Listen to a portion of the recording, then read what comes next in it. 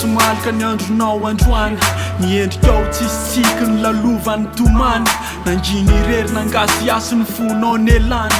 kivy nalaelo ny tanondrika ambany lozatsakaizaka fery finany fitiavany tsy anao itsony fa nifindra akany tsy voangaly maty amin'ny azy tokanizy fa tatelo mpitsetranomamy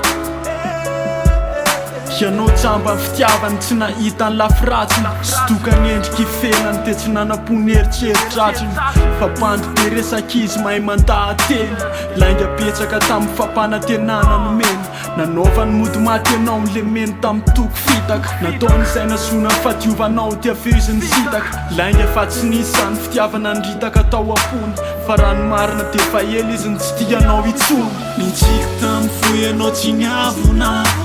nana tena mba ho tiavina natoky izay lazainy nandeha anjavona ny aiko fa tsara ny toetrany tsy matsiravina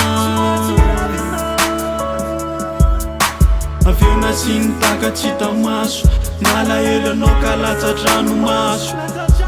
fitiavana be loatra no niteraka alahelo ty olona ray tsy mevitra anao mbola ratsy noho ny elo fa tsara kokoa mahita azo mivoaka ny fiainanao tozay amela azy reo anotorony fonao ny afatsony tolo mikozy fa fotsybika sa manatandrify fa ilengany azy tiaviny mahatonga anao hitapify tsaroa fa tsy tena tiny anao lama to izyny pify manonketo pandino avinao de leo izy hoany fa nitoko fitakafanao mbola ifaly amindray androany de tsy maintsy mifaty ao amponao izy fa mino fotsiny any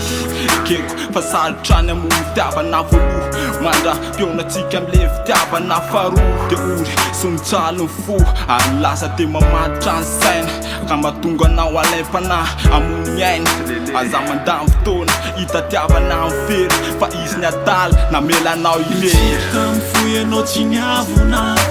nana tena mba ho tiavina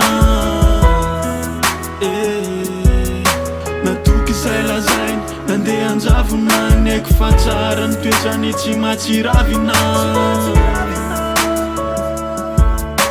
aveo nasiny taka tsy tamaso nalaelo anao ka latsatrano maso